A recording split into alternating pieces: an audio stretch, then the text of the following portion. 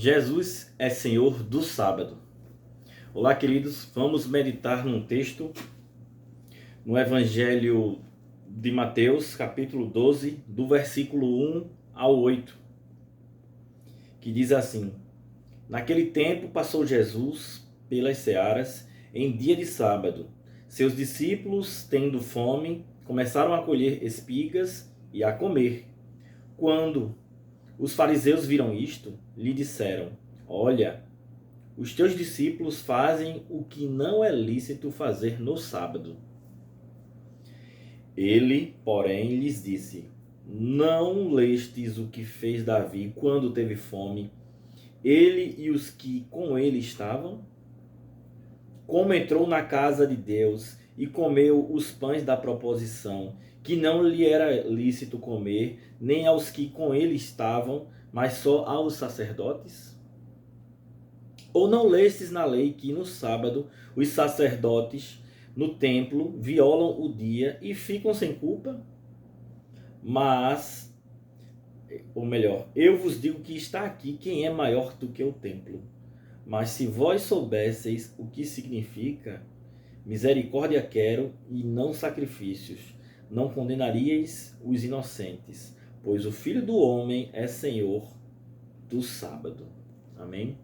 Veja que palavra profunda e maravilhosa, não é? Jesus veio de fato como um paradigma de rompimento, né? É bom lembrar que o sábado ele foi dado por Deus como um dia, logo em Gênesis vai falar como um dia de descanso, né? E aos filhos de Israel na lei vai se tornar como métrica de lei, né? A ser cumprida. Então, ao pôr do sol da sexta-feira, considerando aqui o nosso calendário, porque uma coisa é o calendário judaico, né?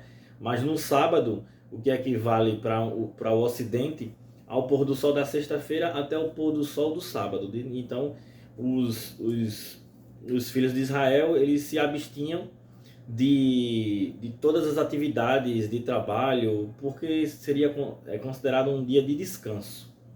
Mas não é nessa lógica que eu quero entrar.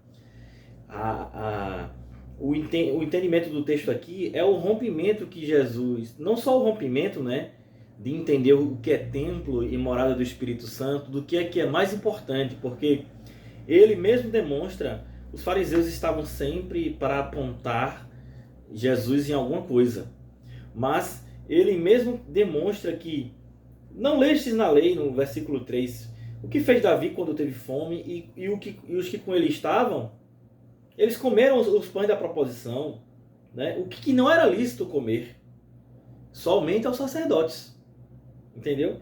Ele também disse que os sacerdotes violavam o sábado, né? Não é mesmo? Os sacerdotes violavam o sábado, mas ficavam sem culpa. O que é que Jesus está querendo mostrar? Que nós não podemos ter radicalidade com as coisas. As coisas não são assim. Ou seja, e ao final ele vai dizer que o Filho do Homem é Senhor do sábado. Ou seja, ele é superior ao sábado. Então, o que importa, na verdade, é mais importante você guardar um dia. E aqui eu não quero fazer ataque a religião alguma, tá? Não é essa discussão. Eu estou falando a minha interpretação, entendeu? Porque Jesus, quando diz, ele vai dizer assim: amar a Deus, o encargo que devemos colocar, na verdade, é amar a Deus sobre todas as coisas e ao próximo como a si mesmo, porque tudo isso vai decorrer. Então, esses cerimonialismos, para Jesus, o que é mais importante? Davi estava precisando, estava em período de guerra e estava com fome. É mais importante você guardar o sábado ou saciar a fome? Entendeu? É mais importante os sacerdotes exercerem seu ofício ou não entrarem no templo para guardar o sábado. Entende?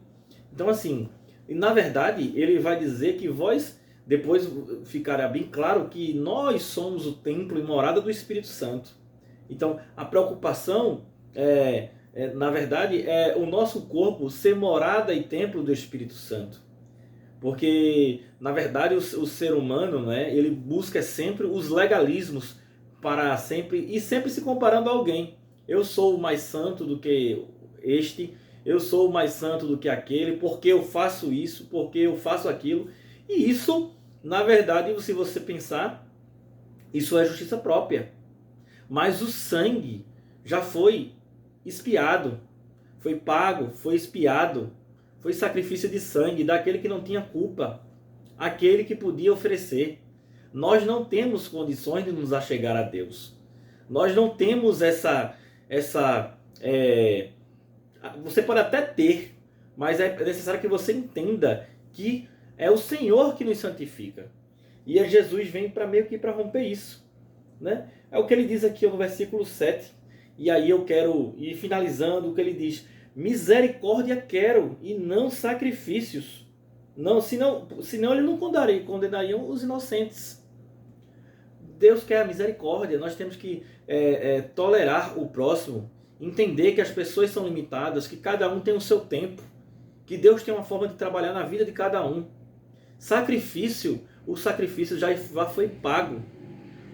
Como eu falei em outros vídeos, e aí se você quer abençoar outras pessoas, compartilhe os vídeos, né? Se inscreva no canal, curta, dê seu like, porque eu vou colocar em diversas plataformas de forma a abençoar as pessoas, né? Para trazer essa reflexão. Pegue sua Bíblia e reflita. E Jesus, ele quer instaurar essa misericórdia em nós. Porque não adianta esse sistema sacrificial que não nos leva a lugar nenhum. Ele simplesmente está demonstrando que a misericórdia deve imperar em nós. Nós precisamos amar o próximo como a nós mesmos. Entendeu? Essa tolerância que nós precisamos exercer.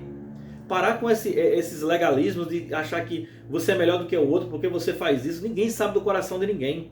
Só quem sabe do coração do próximo é Deus, porque ele sonda os pensamentos e as intenções do coração. Então a palavra que eu quero deixar para você neste dia é que Jesus fala: misericórdia quero e não sacrifícios. Porque ele é Senhor até do sábado, ele é Senhor de tudo. Então entregue sua vida a ele. E quando eu digo entregar sua vida a ele, eu não estou falando de formalidade, é entregar de coração. Porque não adianta você enganar todo mundo, mas você não engana aquele que não dorme nem tosqueneja. Tosquenejar significa piscar os olhos. Então Deus é eterno. Ele sabe de todas as coisas. Entreguemos nossa vida nas mãos dele porque é o melhor caminho. Amém? Deus abençoe vocês.